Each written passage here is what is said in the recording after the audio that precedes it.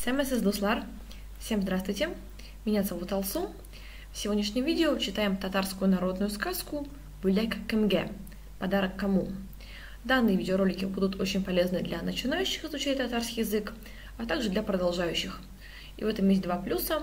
Во-первых, вы послушаете мое произношение и будете знать, как эти слова произносятся в действительности.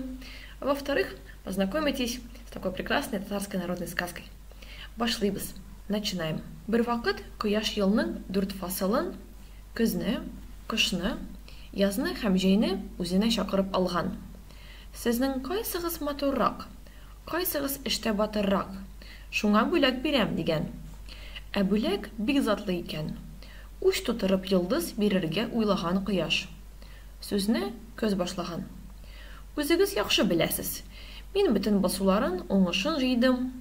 Бар дөньяны алтынга күмдем, кошларны җылы якка озаттым, балаларны мәктәпкә җыйдым, бүләк миңа тиеш. Әллә мин эшләдемме аз? Дип сикереп тора яз. Мин барлык карларны эреттем, басуларга иген чәчтем, кошларны чакырып кайтардым, агачларны яфрак ярдырдым, болыннарны чәчәккә күмдем. Арада иң моторы да, иң булдыклысы да мин, дигән ул. Ай-яй дигән җәй, мине тыңлагыз әле. Мин дөньяны яшелеккә күмәм, чәчәкләр үстерәм, игеннәрне өлгертәм, җимешләрне пешерәм. Әллә мин иң моторыгыз түгелме? Артык күп түгел минем эш, ди тыйнак кына кыш. Мин җирне ял итерәм, киләсе уңыш өчен карлар ташыйм, дөньяны ап-акка буйым, балаларны чана, чаңгы шуарга чакырам. Мин дә ямьсез түгел. Минем чыршыларымны, кар бөртекләремне, мамык бесләремне яраталар. Тыңлап торган да кояш, бүлекне берсенә дә бирә алмаган. Йолдызларны күккә сипкән. Әнә, барыгызга да, дигән. Йолдызларны елның бер фасылы да үзенә ала алмаган.